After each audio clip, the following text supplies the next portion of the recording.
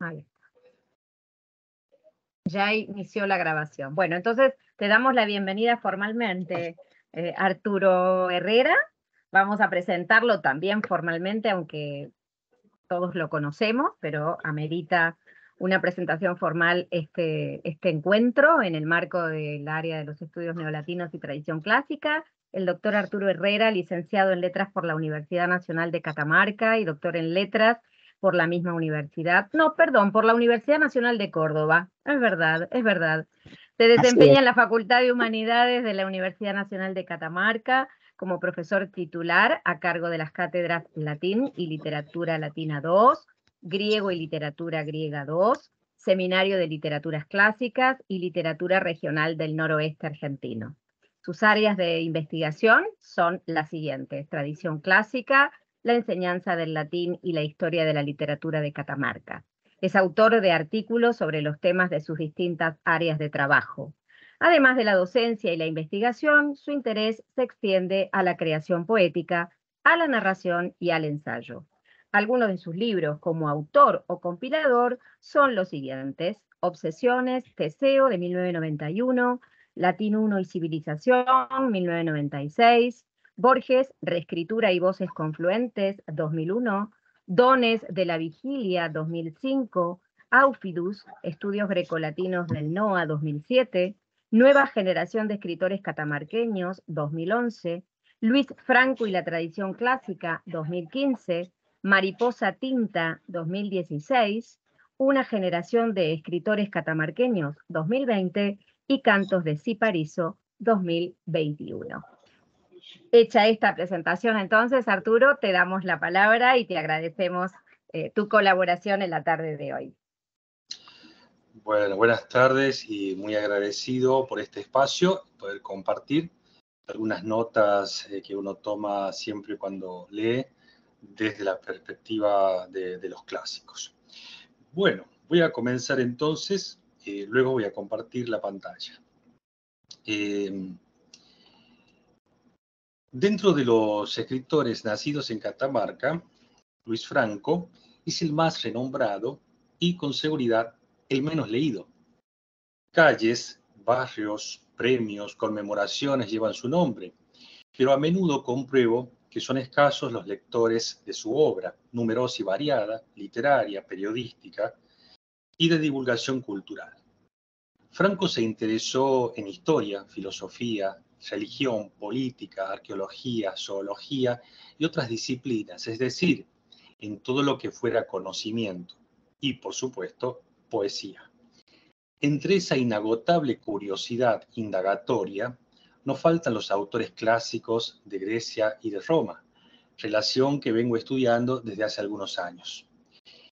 El primer acercamiento de este poeta a la literatura clásica fue durante la escuela secundaria en el Colegio Nacional de Catamarca, que en aquella época, segunda década del siglo XX, contaba con un plan de estudios humanista.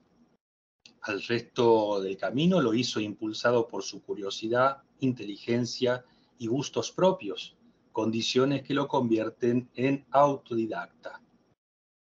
De adolescente ya escribía y publicaba poesía, y en la primera etapa de creación comprendida entre 1920 y 1930, se inclinó en particular por obras que se relacionaran con el trabajo del campo y la naturaleza. Es decir, en cuanto a los clásicos, los trabajos y los días de Hesíodo y las bucólicas de Virgilio, y también las geórgicas particularmente. Al conocimiento de estos autores contribuyeron las lecturas escolares y los ejercicios de traducción de lengua latina. Así, los primeros poetas clásicos de su adolescencia y juventud como escritor fueron previsiblemente Hesíodo y Virgilio. Sin embargo, entre estos también está Lucrecio, lo que resulta singular en aquel ambiente de principios de 1900 muy provinciano. Hay testimonios escritos que las obras de Virgilio, de Cicerón y de Ovidio, sin faltar las colecciones de fábulas, estaban ya en Catamarca en 1695, sí, no me equivoqué en la fecha, 1695, entre los 27 libros de un tal Manuel Esteves Cordero, que había sido alumno de la Universidad de Córdoba y quien vivía en una localidad muy cercana a la capital actual, que se la conoce hoy como San Antonio. Pero Lucrecio no fue figura no fue un libro que estuviera en registros de antiguas bibliotecas, ni tampoco en el estado actual de aquellas bibliotecas posibles que pudo consultar Franco. Bien, tampoco se hace más sencillo suponer un original latino de Lucrecio en la Catamarca de 1900. La traducción disponible por entonces era la del abate Marchena, incluida por Marcelino Menéndez y Pelayo en sus estudios de crítica literaria. Además, si bien Franco estudió latín, no tengo pruebas de cuánto latín sabía. Lo seguro es que tenía acceso, en parte o completamente, al texto en latín de Lucrecio. En el tiempo que tenemos ahora, voy a delinear uno o dos aspectos del temprano interés del autor catamarqueño por el autor latino, tomando determinados poemas de dos de sus obras. Libro del Gay Vivir, de 1923, y Los Trabajos y los Días, de 1928. Trataré de responder en parte qué despertó el interés de un joven poeta por Lucrecio en un contexto en el cual este autor latino no parece haber sido leído antes ni después de Franco por otros autores dentro de las letras catamarqueñas a lo largo del siglo XX. El libro del Gay Vivir, pronuncio Gay Vivir porque es del occitano, el Gay de Gaia, Gallo, incluye algunos algunos poemas con títulos en latín o en griego transliterado. Esta decisión poética puede obedecer a variadas razones, entre ellas que esas palabras latinas y griegas tuvieran particulares resonancias estéticas o que expresaran conceptos más acabados que en la propia lengua del poeta catamarqueño, lejos de toda pedantería. Además, en un lector que a la vez es escritor, es decir, un receptor productivo, su memoria honesta podría haberlo obligado a la fidelidad con las fuentes. Si este fuera el caso, el escritor dejaría voluntariamente en su propia creación indicios, alusiones, señales visibles de sus lecturas. Sería un poeta que escribe entusiasmado con lo que ha leído y convocar aquellos libros y aquellos autores les resultaría necesario y placentero. Algunos de esos títulos de poetas son Iucunditas, Euforia, Pubertas, Epifanía, Eudinamia, Hilaritas, Concubitus, Voluptas, Puella. Cada poema desenvuelve el concepto de estos términos, los define poética y personalmente. Por ejemplo, bueno, acá voy a empezar a compartir, sí, voy a empezar a compartir. Si se llegara a trabar, me dicen. ¿Se ve? ¿Ya se puede ver el...? Sí, Arturo, se ve, se ve. Bien. Ahora tiene que estar el poema Ogoso, ¿sí? No, lo que estamos viendo es la portada, Luis Franco y la temprana predilección por Lucrecio. Bueno, voy a ver si aparece... No sé por qué está tan... La verdad. Yo tampoco lo puedo ver. A ver qué pasó. Bueno, al parecer no... Cuando empezaste a compartir se vio la placa. Sí, no sé qué pasó. Ahí está. Ahí Ahí se cambió. O Bien, gozo, sí. bien, perfecto, gracias. El poema Iucunditas es una expresión personal del placer, como si se tratara de una entrada léxica de un diccionario íntimo, poético y propio. El poeta traduce, entre comillas, entiende el término latino en el cuarto verso como gozo. En los versos anteriores al que estoy mencionando, elide y demora esta palabra. Como, ahí está el poema, dice, como el de bañarse, como el de comer, como el de poseer. Frases que por contexto deben entenderse como el gozo de bañarse, como el gozo de comer, como el gozo de poseer. La creación poética misma queda comprendida en este gozo. El verso que nace es el placer poético. Crear poesía es un gozo íntegro, un placer físico-espiritual. Fundo mi cuerpo y mi alma en el verso, dice allí al final. El poema completo es un adjetivo del título, de la palabra Iucunditas, que es la que él pone en el texto. Esa Iucunditas es el placer equivalente al de bañarse, comer, poseer una joven y besar. Franco, a sus 20 años, había leído en detalle las bucólicas y las geórgicas de Virgilio, y no es casual que las palabras como puella, concubitus, voluptas sean términos compartidos. Puella, por ejemplo, si bien el poeta latino emplea estos términos en distintos lugares y además en posición final de verso, es particularmente la sciva puella la que resuena en un poema de Franco. Voy a ver si logro cambiar porque la esquiva. A ver si cambia ahí. Me dicen por favor cuando cambie el Ya poema. está, ya está. Cambió. Malo, me galatea. Esa, bien.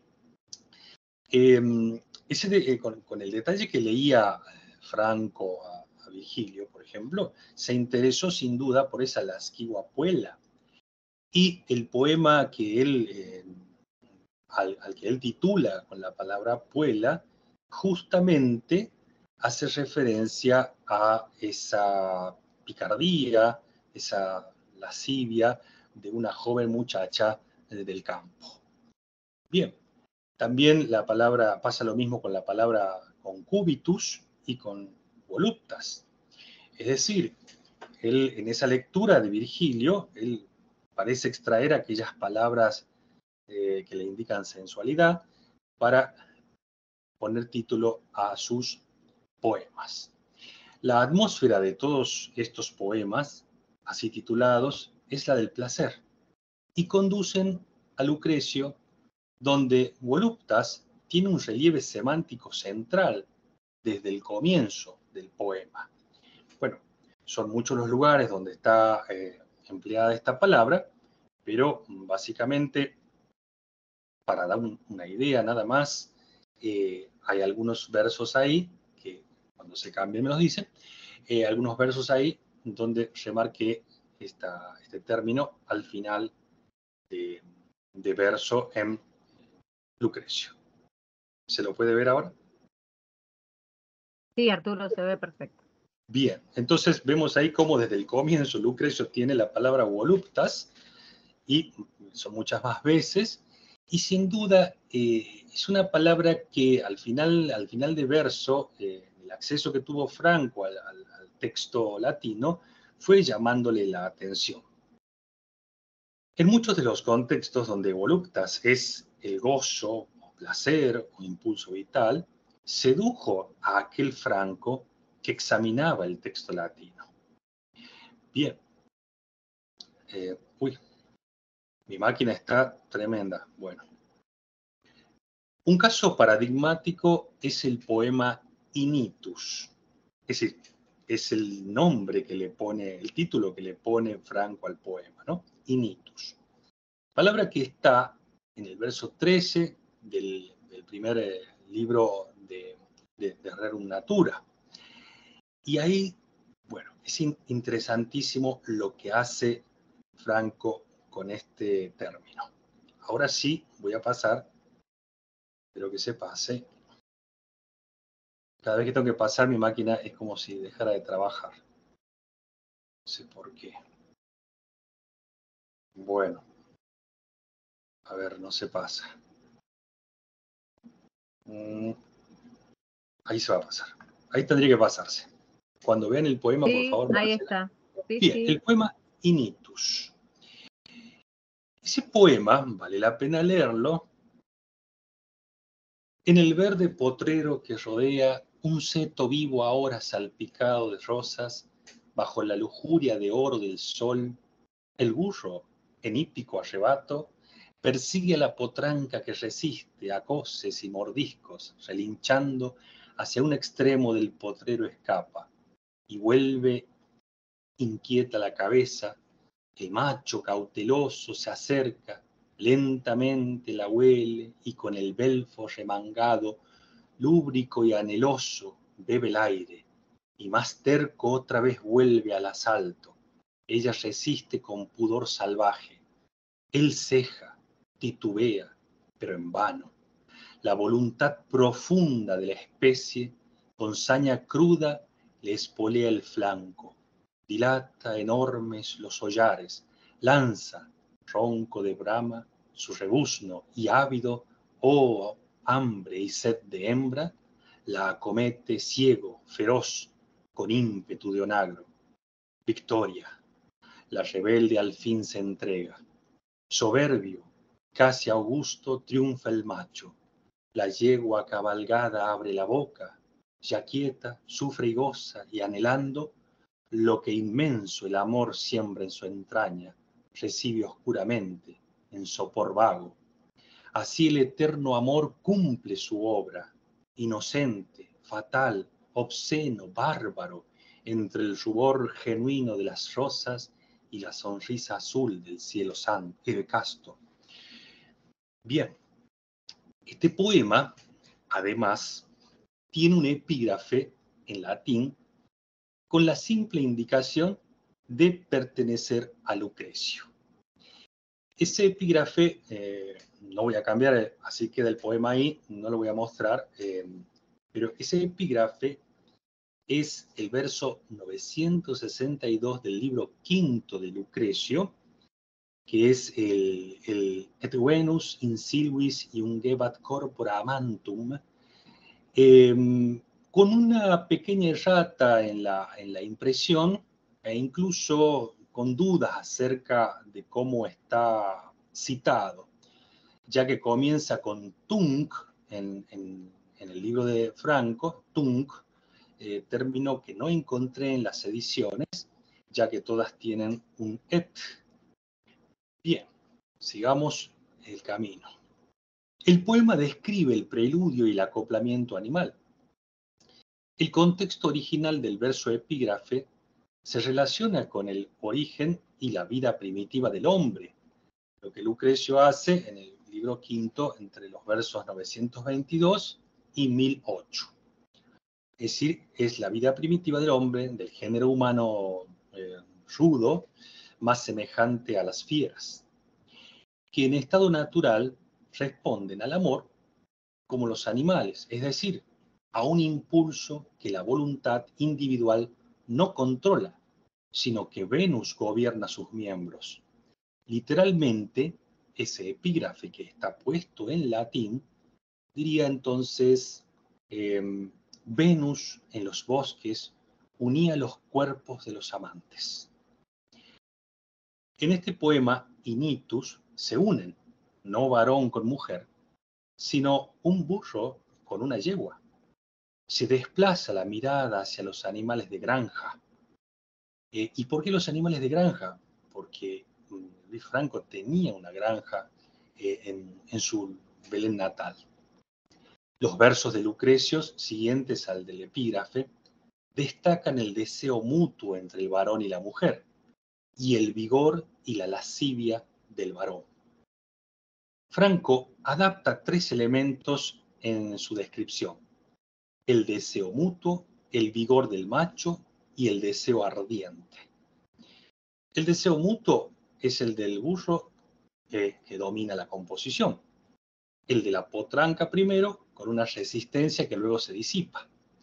La rebelde al fin se entrega, ya quieta, sufre y goza. La violencia, bueno, violencia, vigor del macho, violenta wiriwis, hípico arrebato, dice Franco. Más terco otra vez vuelve al asalto, con saña cruda le espolea el flanco, lo acomete con ímpetu de onagro. Perdón, la acomete con ímpetu de onagro. El ardiente deseo lo expresa como persigue a la potranca que resiste, dilata enorme los hollares, lanza, ronco de brama, su rebuzno y ávido. ¿No? Hambre y sed de hembra, dice después. Bueno, esos conceptos él los va desprendiendo justamente de la epígrafe y del verso de Lucrecio y del contexto inmediato de ese verso del libro quinto. La fuerza generativa de la naturaleza, incontrolable y perpetua, condensada en la figura de Venus, descrita en el acto gozoso del preludio y de la cópula, es clara al final del poema de Franco. En el verso 15 dice la voluntad profunda de la especie, y en el verso 27 dice así el eterno amor cumple su obra. Bien, el amor como una voluntad de la especie o la voluntad del amor ejerciendo en la especie. Esto refuerza la relación que hay en el verso 25 cuando habla de el amor siembra en su entraña, en el que resuena, por supuesto, unos versos de Lucrecio, omnibus incutiens blandum perpectore amorem. En Lucrecio, Venus es la fuerza fecundante de la naturaleza. En Franco, el amor es la fuerza que pone en marcha, el initum que permite que cupide generatim saecla propagent. Y esto está al comienzo nada más de Lucrecio. En este marco es lícito relacionar, por supuesto, el eterno amor que cumple su obra en referencia a la Venus del gran proemio de Lucrecio. Al unir los versos, resulta que Venus, el eterno amor, cumple su obra porque es la generadora de todos los seres vivientes. Aquí el poeta, en su poema Initus, aprovechó los significados de esta palabra conjuntamente, los de llegada, entrada, acoplamiento, o sea, todos esos significados que seguramente él los iba analizando mientras examinaba el texto latino, los aprovecha en su poema. Y el sentido de un acto iniciador, infundido en los seres, en correlación con este término initum que aparece, por supuesto, en 1.13 de Lucrecio. Bien, el poema concluye con un guiño burlón, irónico, que confronta el acto natural, generativo, con la castidad de la religión. En este caso, se refiere a la religión católica. Imágenes del acto lascivo es inocente, fatal, obsceno, bárbaro, ahí al final, en presencia, en el verso 30, del cielo casto. Confrontan la naturaleza con lo religioso, muy lucreciano, por supuesto. El acto por el cual se propaga la especie como algo natural frente a la castidad que la religión propugna, no natural y estéril. Como dirían hoy nuestros alumnos, Franco se puso en modo Lucrecio. Nosotros lo diríamos en actitud lucreciana. Bien. Hay aquí un te sequor, ¿no? Un te sequor expresado de una manera muy particular por Franco. En un artículo de mi autoría que salió, creo que en el 2020, escribí que en el poema también del libro del Gay Vivir, titulado Huerto Maduro, ahí suponía que era el primer acercamiento de Franco al pensamiento de Epicuro, perdón, una suerte de interpretación personal de la doctrina, del pensamiento del filósofo. Pero ahí yo había afirmado que era una recepción por parte de Franco sin la mediación de Lucrecio. Sin embargo, preparando la presente exposición, lo cual agradezco a los que me invitaron, revisé esta afirmación y ahora pienso que en ese poema se encierra una declaración y un elogio por parte de Franco hacia Epicuro, pero como si Franco se pusiera en el lugar de Lucrecio. Ese poema de 1923, es decir, un Luis Franco de 25 años, termina recordándote, oh Epicuro, solo probé los sobrios higos que tú gustabas. De manera figurada, es el te sequor, o graia egentis decus, de Lucrecio, el verso 3 del tercer libro, ¿no? Y también un deseo de imitarlo, el te imitari aveo, del verso 7 del mismo libro. Ese deseo de imitación se hace mucho más elaborado en el libro Los trabajos y los días, el de Luis Franco, de 1928. Este poemario tiene 2 poemas proemio, donde dialogan Hesíodo y Virgilio, y Franco añade a un invitado especial, que es Lucrecio. Lleva, por supuesto, este libro el mismo título con el que conocemos en español una de las obras de Hesíodo. Y como subtítulo, Franco le pone Geórgicas. Es claro su interés por las labores del campo, como materia poética, y por la naturaleza en general. Aquí se convoca al diálogo al Lucrecio del gran proemio, de ese proemio que siempre ha hecho escribir a los estudiosos, ¿no? Bien. Voy a omitir muchos detalles para seguir con la argumentación de Lucrecio como un interés temprano para Franco. Pero antes, sí, ahí está.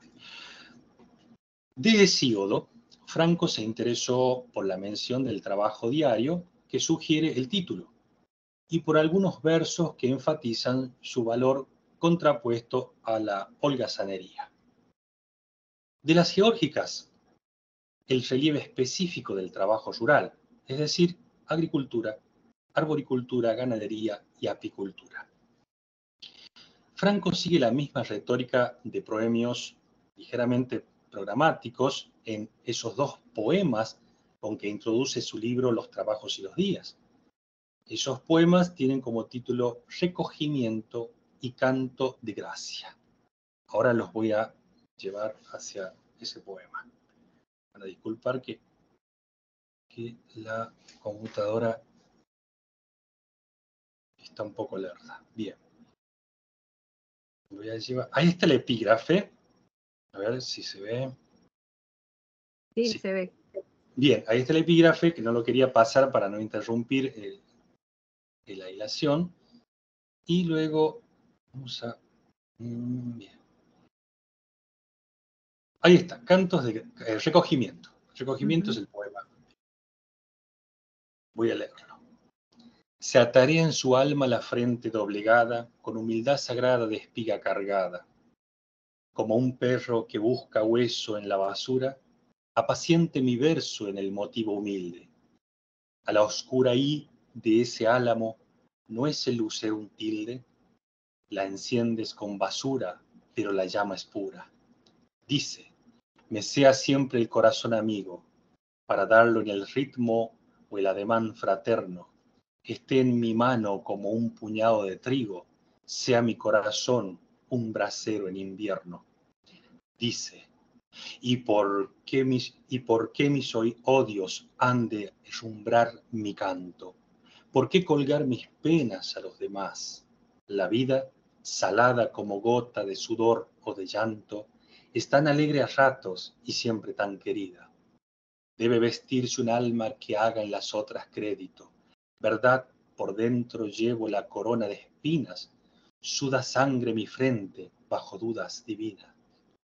Mas quede en lo más hondo mi torcedor inédito. La alegría del pájaro se repita en mi voz, sea mi verso honrado como surco de arado. Pluma, tu acero sea limpio como el de la hoz, bueno, y prende de nuevo su cigarro apagado. El poema recoge el canto de un labrador.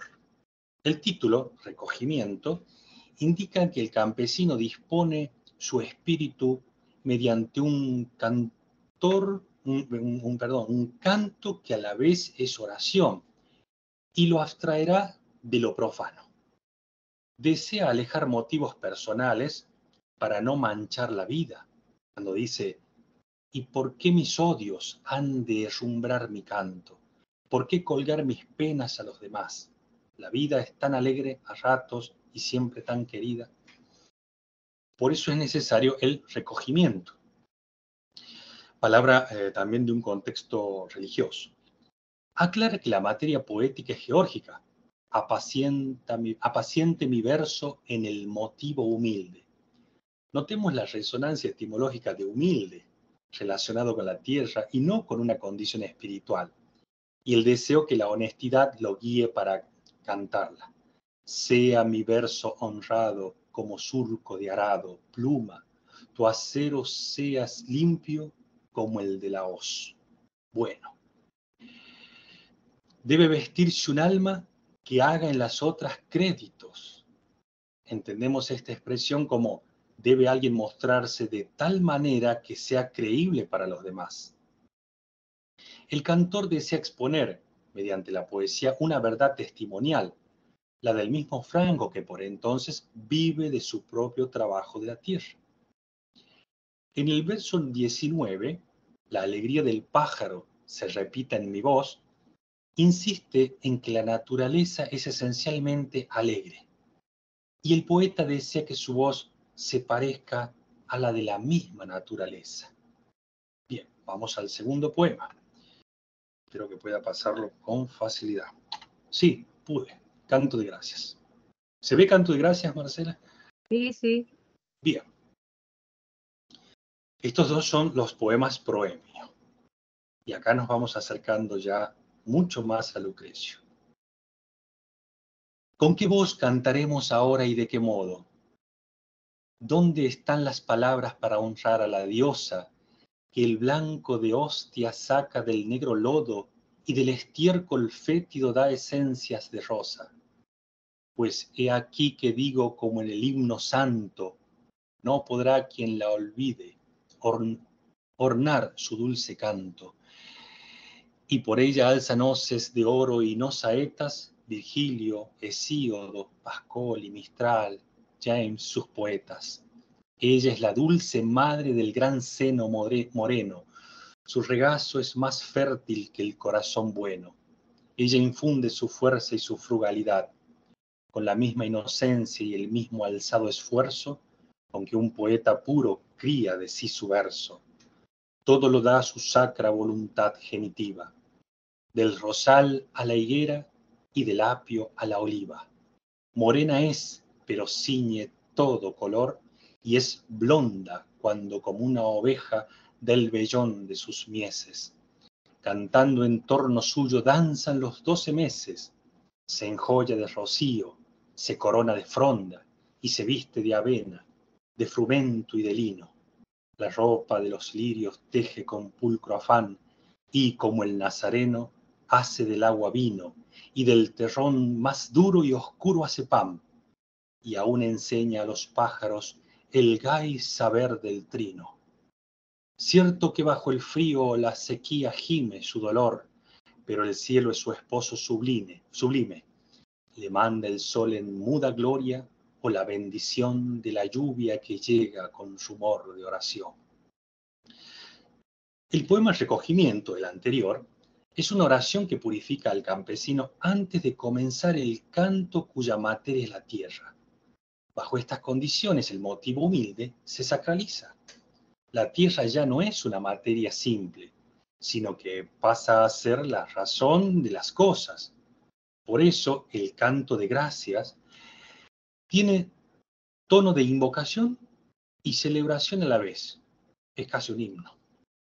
Nos resulta forzado ver también en este poema un elogio a la tierra, un moderado salve magna parens frugum, Saturnia telus, que nos recuerda, nos lleva directamente a Virgilio. Pero a diferencia de Virgilio, y en consonancia con Lucrecio, el saludo ocupa el lugar de un proemio. No voy a detenerme demasiado en el comienzo en la relación con Virgilio, porque me interesa ahora Lucrecio. Pero quiero hacer notar, a ver si puedo pasar el texto. De nuevo mi computadora se resiste. Ahí está, voy a ver. Ahí está. Si se ve el texto que empieza with faciat, ¿sí? ¿Se verá ahí? No, estamos en recogimiento, Arturo. Ah, Saltó a la página. Ahí, ahora ahí. sí. Ahora Bien. sí. Solamente para destacar ahí esta parte, de qué manera a la izquierda tienen el comienzo de las geórgicas, a la derecha tienen el comienzo de este poema proemio de Luis Franco, que es prácticamente una reescritura, ¿no? Resalté ahí con negrita la retórica de la interrogación directamente, pero ahora viene el giro hacia Lucrecio. El incipiam, si bien tiene esta forma retórica que acabo de destacar, aquí se introduce ya una idea lucreciana. Virgilio anuncia el tema de los 4 libros. Franco, sin mayor definición, presenta unificado el gran tema, la tierra que es ya la naturaleza. Es aquí donde la evocación de Lucrecio crea un nuevo texto. El nuevo texto empieza con el segundo verso de la derecha de Luis Franco, ¿no? Cuando dice, para honrar a la diosa que el blanco de la hostia saca de negro lodo y del estiércol fétido da esencias a la rosa. La diosa del segundo verso es la tierra, tiene capacidad para transformar, condición expresada en los contrastes de color. El blanco de la hostia saca del negro lodo, y de olor, del estiércol fétido da esencias a la rosa. Franco está leyendo su realidad circundante con ojos de Lucrecio. La celebración permanente está en la segunda estrofa, donde ya podemos ver, donde dice, y por ella alzan hoces de oro y no saetas, bueno, la lista de aquellos poetas que escribieron poesía geórgica. Ahí también hay una resonancia muy virgiliana. En cuanto a los dioses protectores de la agricultura y de los campos, Franco no cuenta con una serie tan rica de dioses como Virgilio y hubiese resultado muy artificial la invocación de dioses griegos o romanos en una alabanza a la agricultura cuyo entorno eran los campos de Belén, su pueblo natal. En lugar de esto, la simple tierra eleva su entidad mediante la personificación y la deificación. Así es una dulce madre del gran seno moreno, a la que se le atribuye fértil regazo. Tiene fuerza, frugalidad y sacra voluntad genitiva.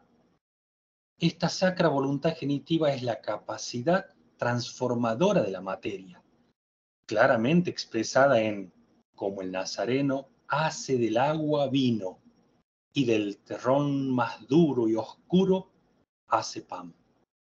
Es una diosa antropomorfa por una cualidad propia de los dioses griegos, la alegría. Por eso es que mencionaba el poema Iucunditas del libro anterior. Y aún enseña a los pájaros el gay saber del trino, en el verso 24. Es decir, la tierra enseña al pájaro la alegría del canto, como el sabor del vino recoge los años que lleva la vid en la tierra. Eso es Lucrecio.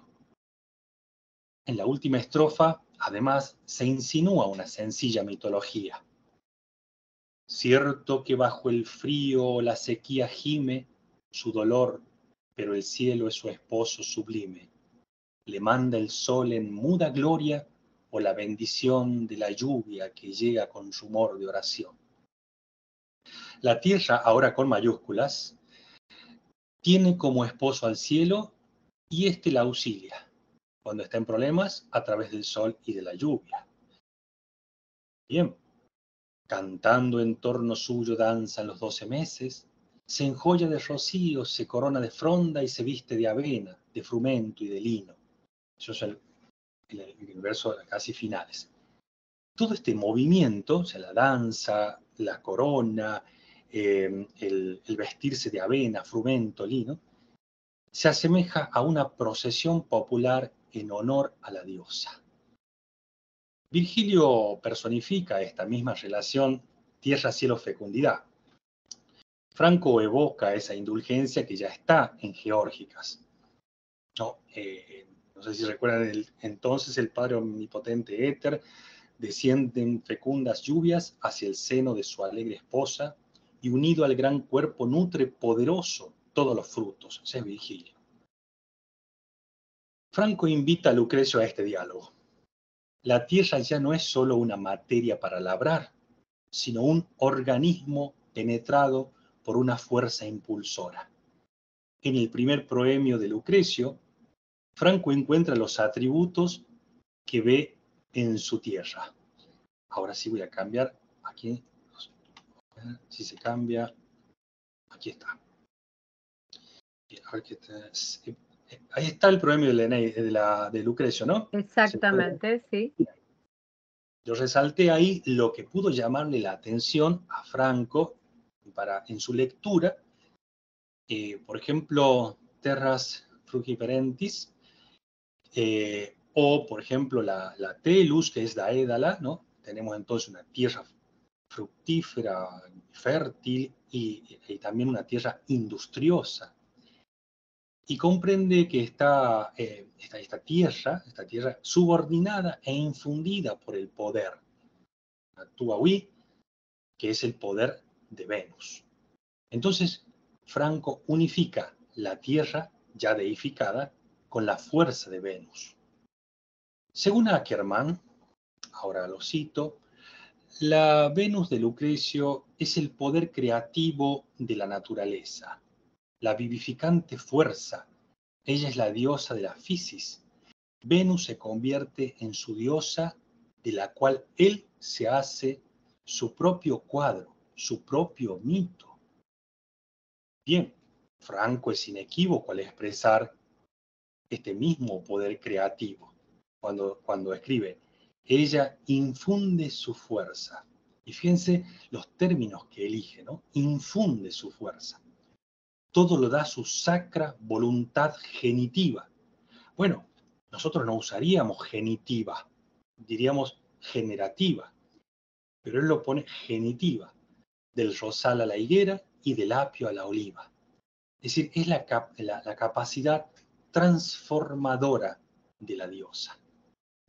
En este marco de invocación y celebración de una diosa que genera, que impulsa, ambos poetas mencionan la creación poética. Esto también es muy llamativo. La plegaria de Lucrecio tiene obviamente el sesgo clásico de la invocación a la diosa para que lo asista en el canto. Es decir, ya que Venus gobierna la naturaleza, está en el verso 21, y que sin el poder de la diosa nada puede surgir, como dice el verso 23, el poeta desea que esta diosa de la generación lo acompañe no solo por el tema del poema, sino por la fuerza de la creación que infunde a todas las cosas.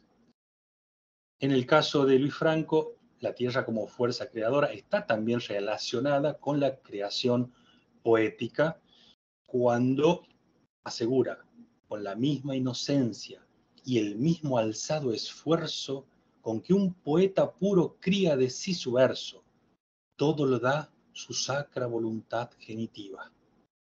No hay invocación. El acto de creación de la tierra y del poeta se asemejan porque lo creado proviene de sí mismos, es decir, repito, de su sacra voluntad genitiva.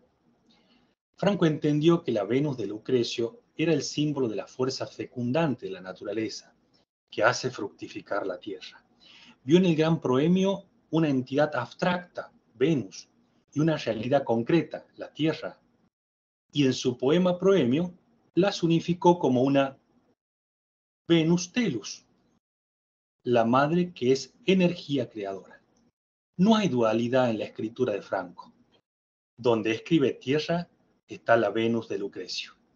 De esta manera contextualiza el concepto de tierra, pues no se trata de introducir otro poema sobre las leyes de la naturaleza, sino sobre la naturaleza como tierra de cultivo, dadora de sustento para el hombre, madre nutricia y gozo de hombres. Bien, palabras de conclusión ahora, muy breves, porque podríamos hablar demasiado sobre esto. La temprana predilección de Franco por Lucrecio es importante en más de un sentido. Para su propia poética, significa la entrada de aspectos del pensamiento epicureísta y materialista, que reaparecerá transformado a lo largo de sus obras en su poesía de pensamiento, sobre lo que estoy tratando de armar un libro en este momento. Desde el punto de vista de la historia de la literatura en Catamarca, señala la singularidad de la recepción de Lucrecio en el siglo XX. En tercer lugar, ese interés temprano por Lucrecio bien puede ser la base de una actitud epicureísta no literaria, es decir, no solamente ficticia, sino vital frente a la religión, los placeres, la sensualidad, los aportes de la ciencia para el desarrollo del hombre, la liberación de los temores, el aprovechamiento del tiempo como seres biológicos y la aceptación del fin o la transformación de la materia con la muerte. Desde esta perspectiva, la fraternidad de ambos poetas diferenció a Franco de otros autores de su propia provincia y a la vez lo convierte en el iniciador del capítulo de Lucrecio en la historia no académica, tomando palabras de García Jurado, de la literatura latina en Catamarca. Eso sería todo.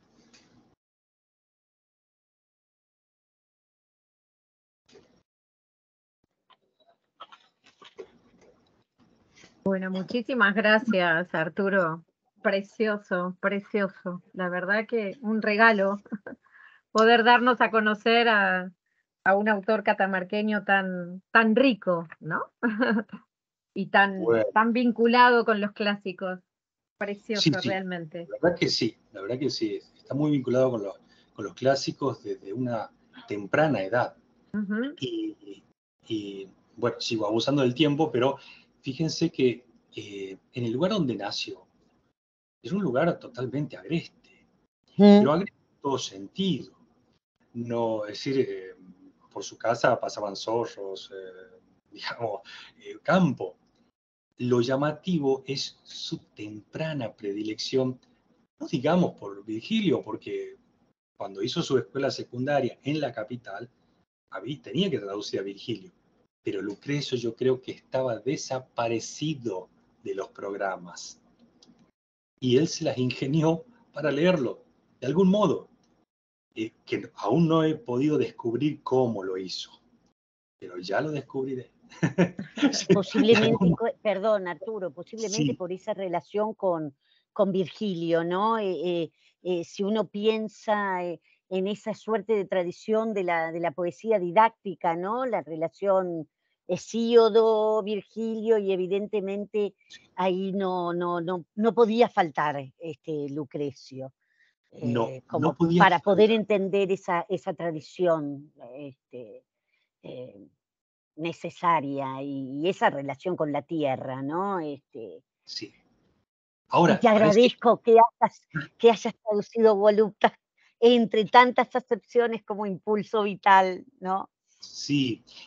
Bueno, fíjate Liliana que él incluso yo creo que tenía una inteligencia lingüística muy particular, me refiero a Franco, ¿no? Porque decide poner palabras en latín y no directamente traducirlas, porque a lo mejor él decía, traduciendo no voy a llegar a decir lo que dice Seguro. el término latino, y prefirió, como dije al comienzo, poner un título en latín y hacer como una suerte de entrada de diccionario, pero poética. Entonces desarrolla en su poesía lo que él entiende por ese término. Bueno, por supuesto, más allá del estudio filológico que podamos hacer cada uno de nosotros, yo traté de comunicar cómo él pudo estar leyendo estos términos y los fragmentos que le interesaron, por supuesto, ¿no? Sí. Una consulta, dos en realidad. Vos dijiste al comienzo de tu conferencia que en realidad no es un autor en Catamarca o en territorio nacional demasiado conocido. ¿Cuáles son las razones, vos que sos un estudioso de Franco, que justificarían, digamos, ese olvido, ¿no? O esa invisibilización? Tengo diversas ideas. Primero porque su poesía, la poesía también tiene modas, ¿no? Ujú. Entonces, las modas pasan y quizá alguna vez vuelvan. Es como, ¿hoy leemos Lugones? No, Mm. no. Entonces, pero si uno lee Lugones, dice, pero qué maestría, qué manejo de la palabra. La verdad que yo creo que por una parte es eso. Otra, su obra literaria de creación estuvo muy condicionada por sus ideas políticas, de las cuales no conozco tanto, o trato de no conocer tanto hasta no ver toda la parte de creación literaria. Entonces, fue un revuelo muchas veces en Catamarca, un Luis Franco que estaba en contra de la religión, en contra de ideas políticas imperantes, en contra de la chatura de una Catamarca que era prácticamente una aldea sin ejercicio intelectual, y que eran muy pocos los intelectuales, podríamos decir dos o tres. Y esto no es un número simbólico, sino es real, dos o tres. Por eso es justamente la figura de Franco es más llamativa todavía. Bien, eso sería otra. Y como toda su obra quedó como arrastrada por sus ideas políticas, quizá trotskismo y demás, entonces es como si hubiera estado escondido. O si la fuerza se puso en no hablar de Franco para que nadie lo conociera o nadie lo buscara. Yo aclaro que Franco no es fácil en sus ensayos o en sus aforismos. Por ejemplo, tiene un libro que se llama Pequeño Diccionario de la Desobediencia. Es un libro que en la primera página ya uno recibe una cachetada muy fuerte. En la segunda página recibe otra cachetada muy fuerte. Y si uno tolera hasta las 10 primeras páginas, puede terminar de leer las 300. pero es tremendo. Es como una mezcla, bueno, valga esta palabra, una combinación, digamos, de la fuerza de la prosa de un Sarmiento más la acidez y la contundencia de un Nietzsche, sumado a un pensamiento de Voltaire. Es muy fuerte lo que hace, pero particularmente por el manejo que tiene de la palabra. Es decir, hoy los escritores, hablemos en general, ¿no? Es como si no se preocuparan por la amplitud del vocabulario. Manejan un vocabulario aparentemente limitado. Hablo así en general, no quiero señalar a nadie ni a todos, obviamente. En la época de Franco, el cultivo del léxico era fundamental. Entonces, usa cada término y cada sintaxis que sorprende y molesta. Sorprende y molesta. Porque la verdad que la prosa de Franco es muy molesta. Cuando uno está sentado frente a una computadora, bueno, y lee Franco, prácticamente es como si le sacaran la silla a uno mismo y diera con el traste en el suelo. Y eso es lo que provoca, ¿no? Eso es lo que provoca. Es una persona así. Ahora, por supuesto que la figura de Franco es única en Catamarca, pero es única. Muchas veces me veo tentado a repetir el prólogo del Anticristo de Nietzsche, donde Nietzsche decía, todavía no han nacido los lectores de mi obra. Bueno, sabemos cómo era Nietzsche, ¿no? Sabemos cómo era Nietzsche. Mis lectores son póstumos. Bueno, Franco no pensaba así, pero da la impresión que su obra es para lectores póstumos. Dije al comienzo, hay barrios, hay celebraciones, hay calles, hay premios, todo con el nombre de Luis Franco. Pero cuando uno indaga un poquito, no hay lectores suficientes de Luis Franco. O sea que la respuesta sería múltiples factores, por los cuales no se lo conoce, y creo que todavía falta mucho para que volvamos a Franco, si es que queremos, tampoco es obligación, ¿no? Claro. Uh-huh. Sí, no lo es. Y en el caso, bueno, yo no quiero monopolizar, chicas, inquietudes, preguntas.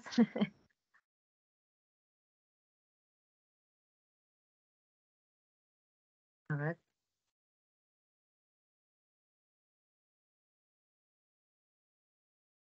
Mau, estás muteada. Se me ocurre comentar una cosa que se me despierta a partir de la lectura de algunos de los poemas de Franco. En realidad, del impacto que causó sobre mí la época de estudio de los textos a partir de las clases de un profesor o de determinados profesores en la facultad. La pregunta sería si te parece que la formación de Franco tuvo oportunidad de estudiar estos textos tan clásicos, digamos, tan habituales. Vos decís que en los programas de estudio esto no se estudiaba Lucrecio, pero a mí me parece que en la época, digamos, Franco pertenece a una época bastante lejana respecto de incluso de mi edad, pero pienso que en los estudios universitarios puede haber tanteado de cerca unos textos que lo llevaron a mirar el mundo desde la perspectiva lucreciana, cosa que es bastante posible, porque el impacto que sobre mí produjeron algunos textos clásicos fomentó mi escritura de poesía. Claro. Digamos que ese proemio de Lucrecio, esta filiación concreta con un texto tan rítmico, tan musical, tan extremadamente profundo en su sentido, me parece que es difícil que a una persona sensible la deje ese contacto con el texto la deje sin, y sobre todo pensando en que Franco tenía su propio vínculo con la tierra y con los cultivos y con la naturaleza a pleno, ¿sí? Entonces Sí. me preguntaba cuál habría sido la formación juvenil de Franco, poeta. Bueno, Franco leía todo lo que podía leer y siguió leyendo así hasta su ancianidad. Ahora, hay un vínculo o hay un detalle, creo, o una oportunidad en su vida que creo que fue clave para añadir lecturas. La posibilidad de viajar a Buenos Aires, porque él adelantó los últimos años de secundaria para concluirla lo más rápido posible, y como aquí por esa época había muy pocos caminos, se estudiaba Derecho o se seguía el seminario mayor, o sea, era cura o abogado. Bueno, Franco cura no hubiera sido, pero sí la familia quería que siguiera estudiando y lo hizo en Buenos Aires, pero viajaba a rendir Derecho. En esos viajes yo creo que él consiguió todo lo que quería de Lucrecio. Yo creo que ahí lo consiguió. Es decir, el vínculo con Buenos Aires. Era una familia que podía darle, digamos, ese viaje. Estamos hablando de 1918 aproximadamente, 17, 18. No cualquiera podía hacer ese viaje. Bueno, la familia de él sí se lo podía pagar. Y creo que ahí consiguió lo que no había acá. Acá había mucho, aclaro, porque el Colegio Nacional de Catamarca en ese momento tenía una gran biblioteca. Y ahí el centro del estudio de latín estaba en el Colegio Nacional, no en el seminario, como uno piensa. Incluso tengo el dato de que muchos alumnos del seminario iban a rendir al Colegio Nacional Latín, no al revés, como uno pensaría. Entonces, en esa biblioteca del Colegio Nacional, que lamentablemente no está en las mismas condiciones que cuando Franco estudió su secundaria, no está, por muchas razones que no quiero dejar grabadas, pero es abundante esa biblioteca. Pero creo yo que el texto de Lucrecio no debe haber estado, hoy no está, por ejemplo, pero sí está las traducciones de Virgilio hechas por Hidalgo, que era una colección, unos libritos que venían de España, de tapa de pasta, hermosos libritos, ¿no? Unas traducciones que pueden ser criticables, pero era un acercamiento a los clásicos. Ahora, yo creo que Lucrecio no entraba en los textos para ejercitar traducción o para traducirse. Creo que no. No he logrado encontrar nada en los programas de entonces que me indicaran esto. Sí, Virgilio, por ejemplo.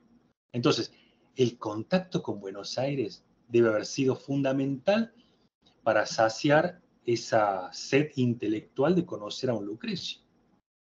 Ahora yo siempre me pregunto, ¿él era naturalmente lucreciano y encontró un hermano en la antigüedad? ¿O encontró a Lucrecio y se hizo lucreciano? Claro. Por eso en un momento hablo de la fraternidad de estos dos poetas. Porque yo no sé qué sería primero ahí, ¿no? Lo que se puede aprender simplemente con el proemio del libro 1 y el proemio a toda la obra es excepcional, digamos, la concentración de información que tiene ese proemio, que hace que uno lo sepa de memoria desde que lo vio por primera vez. Esa penetración del texto en la sensibilidad de un poeta me parece que está presente desde todo punto de vista. Sí. Y la además necesidad que tuvo de leerlo en latín, creo yo. Claro. Y además se amplifica por la experiencia vital de Franco, digamos, Claro. su contacto y su relación con con la naturaleza, ¿no? Exacto, Me vino sí. a la mente en realidad, bueno, la experiencia también de Landívar con Virgilio en ese caso, ¿no? Es decir, Claro. pero bueno, todo lo que relata, describe en su poema, él lo vivió, digamos, ¿no? Sí, Claro. Y se ocupa de resaltar esta experiencia vital, ¿no? El yo vi, yo lo viví, no me lo contaron, pero bueno, la posibilidad de leer a estos autores ha hecho que todo esto obviamente se enriqueciera y como vos decís, se creara, ¿no? Esa fraternidad, ¿no? sí, sí, sí, exactamente. Sí, un hombre muy ¿Cómo, particular. Arturo, cómo ves esa relación con lo religioso entre Franco y un materialista como es Lucrecio? Yo creo que encontró a su hermano del alma. Ah, Sí, sí, sí, sí, sí. Eh, Luis Franco en ese sentido era lapidario. Eh, Podríamos pasar un PowerPoint no sé, miles de frases de Luis Franco, digamos, chicaneando a la religión, ¿no? Pero también desde un punto de vista como lucreciano, encontró a su hermano del alma. Cuando lo invitan, a partir de 1945 se va a vivir a Buenos Aires, Luis Franco, pero el Centro de Estudiantes del Colegio Nacional, muy llamativo también esto, lo invita a conferencias. Entonces, le quieren pagar en el tren bueno, un lugar de primera, o sea, en primera clase y demás. Y él dice, no, no, no, no, un lugar de segunda, no hay ningún problema, yo no tengo problema. Bien, ahora no hay tren en Catamarca, pero en ese momento había. Llega Luis Franco, baja del tren y le dicen, don Luis, le dicen los estudiantes, ¿cómo viajó? Dice, muy bien, muy bien. El asiento nomás era más rígido que un dogma. Bueno, él aprovechaba esos pequeños pies que le daba la gente o que le daba la realidad para tirar, pero tirar a matar, para ser lapidario. Entonces, él es del asiento más rígido que un dogma, pero sabiendo que estaba llegando a Catamarca. Recordemos que Catamarca tiene su tradición mariana, tiene su tradición religiosa aún hoy muy fuerte, y es una identidad catamarqueña. Más allá de que uno esté a favor o en contra, esa es otra cosa, es la identidad. Y él llegaba a un lugar y decía el asiento más rígido que un dogma. Bueno, entonces creo que cuando él descubre que el Lucrecio dijo, muy bien, los dioses allá, yo creo, digamos de manera general, yo creo en la ciencia, una cosa así. Y me parece a mí que ahí encontró a su hermano, eh, porque en definitiva cuando uno lee, eh, en uno mismo algo hay ya para recibir de un modo u otro lo que lee y para interesarse por un poeta o para dejarlo de lado, ¿no?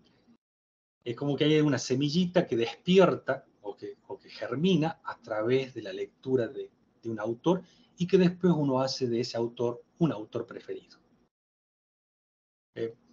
Y si no, podemos conversar mucho sobre esto, Liliana, porque realmente en el mismo proemio, ¿no? Ya tenemos lo que Luis Franco fue toda su vida y por lo cual fue muy criticado y dejado de lado. Fue escandaloso realmente.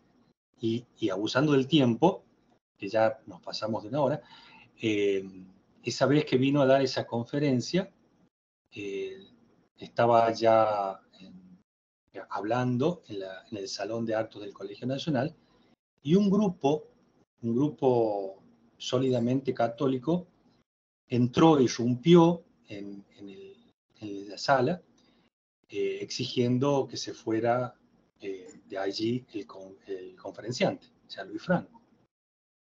No tuvieron éxito porque, bueno, la gente los contuvo y los sacó, pero fue algo muy violento también eh, para, para Luis Franco, ¿no? Pero porque realmente despertaba eso, no era inocente, no era muy ingenuo, él despertaba eso también. su figura despertaba eso, lo que decía despertaba eso. Entonces por eso dije al último que él descubre en Lucrecio no una posibilidad poética solamente, sino quizá una actitud de vida. Ponerse en modo Lucrecio, como dirían nuestros estudiantes. Sí, sí, claro. Y a propósito de eso, por mi parte es la última, así te dejo tranquilo y dejo espacio a las chicas, pero digo, ¿cómo leen las nuevas generaciones a Franco? Digamos, ¿lo trabajás con los chicos en el aula? Como me toca dar literatura del NOA, bueno, llego a mencionarlo, pero no me alcanza, digamos, el cuatrimestre para poder desarrollar más que una mención. Como decir, este poeta existe, léanlo. Así se reduce a eso, pero creo que hay algún acercamiento, sobre todo a la poesía posterior a 1930, una poesía muy whitmaniana, ¿sí? Muy whitmaniana. Hasta el 30 creo que por su sangre corren los clásicos grecorromanos. A partir del 1930, creo que adhiere mucho en la poesía, claro, en la cuestión poética, a Whitman. Y se hace un poeta muy whitmaniano. No deja de tener ese acervo cultural clásico, pero en su forma y en su extensión y demás, sigue a Whitman, sin duda. Pero yo trato de acercarle. En realidad, cuando hablo un poco de Franco, se acercan más de cuando doy clase, ¿no? Eso no sé por qué. Serán muy malas las clases, ¿no?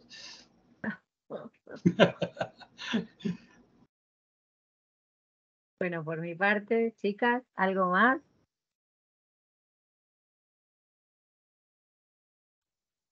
Estás muteada, Mau.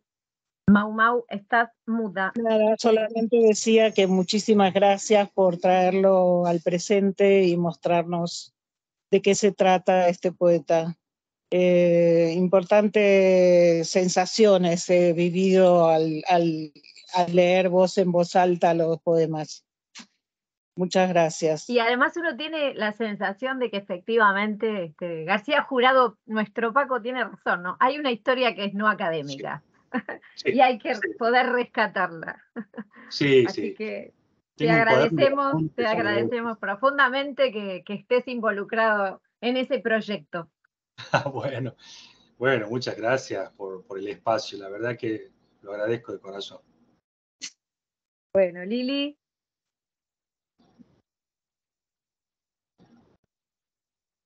¿Me oís, Lili? No, me parece que no me oye. ¿Nos escuchás, Lili?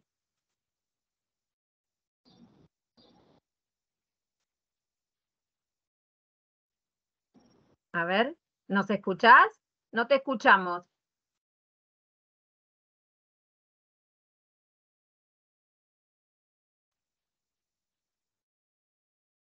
Pobre, ha tenido una tarde.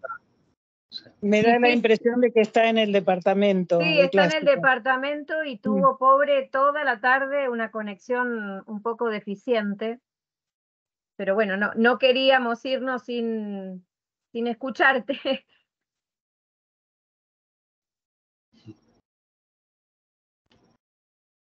Bueno, sí. Nuevamente, Arturo, muchísimas gracias, primero por haber aceptado nuestra convocatoria, nuestra invitación, y bueno, muchísimas gracias también por compartir toda tu sabiduría y todo tu conocimiento respecto de este poeta que seguramente dejará de ser invisible en algún momento, ¿no? Para los catamarqueños y para el resto del país. Así que bueno, muchas gracias. Ha sido un placer escucharte. Allí creo que Lili escribió en el chat. A ver, espérate que leo. ¿Qué puso en el chat Lili? Muchas gracias por todo lo que se hizo este año. Bueno, Arturo, muchas gracias. Gracias, Mau. Gracias, Añez, que es otra participante. Y bueno, damos por terminado entonces este encuentro, un encuentro muy, muy, muy feliz. Estamos muy contentas. Gracias, Arturo. Un beso grande. Hasta Chao, chao. pronto. Chao, chao.